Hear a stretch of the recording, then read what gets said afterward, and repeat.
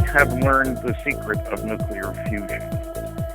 And the whole notion, and I just did an article for the Newfound Journal about the atom and the saucer. People forget how much energy we've taken control of just within my lifetime. But gee, I mean, you turn on the news every day, and what do you got? You got a bunch of politicians and political pundits making jokes and saying stupid things. So, I mean, nothing will have changed. But she will have an enormous amount of support. But unfortunately, I'm sure all her internal advisors would say this would be the end of your political career, because they're all tied to the truth embargo. They're fully institutionalized. They don't get it.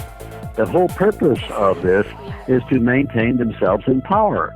The elites control our society and have from the get-go. When I say have from the get-go, I'm talking about the very foundations of American society in the 16, 17, 1800s. Disclosure of the ET presence is already 22 years overdue, and 6 years since the opening move in all this, the opening moments, which is, of course, the events of early 1947. Did you talk of what it might be? Maybe if it was an alien, maybe it was a time traveler, or maybe it was an interdimensional device. What did you think about it? Well, I always thought this was probably interplanetary. It came from another solar system. And, you talk about time travel, theoretically, it may be possible. I know Mitchell Conker, a scientist, had a program about time travel the other day, but it seems like you can go into the future, but you can't go into the past. They view the ET issue, of course, as a major liability and have gone out of their way to never say anything about the Rockefeller Initiative, even though I put it out there over and over and over and over again, as has Grant Cameron. The press just saying, hey, what?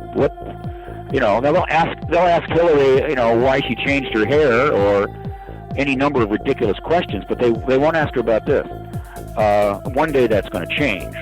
Now, from the military point of view, I can see why they don't want that to be known, and it should be known, but they don't want it to be known because it shows that here we've spent zillions of dollars on this capability, and when push comes to shove, it's inoperable.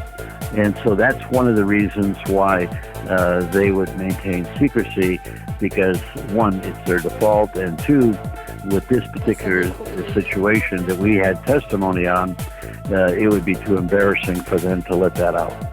Anything that's here on this planet is abundant throughout the universe, so there's no need, if you can travel from one star system and one point in space-time to another by going beyond the speed of light through these other dimensions, there's no reason that there'd be that kind of an event that would be for their own self-interest, number one.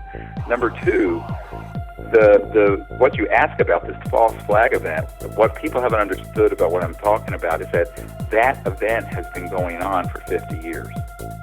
Because the government will never tell the truth. They are not in a position to tell the truth. They cannot tell the truth. It's a shame, but that's the truth.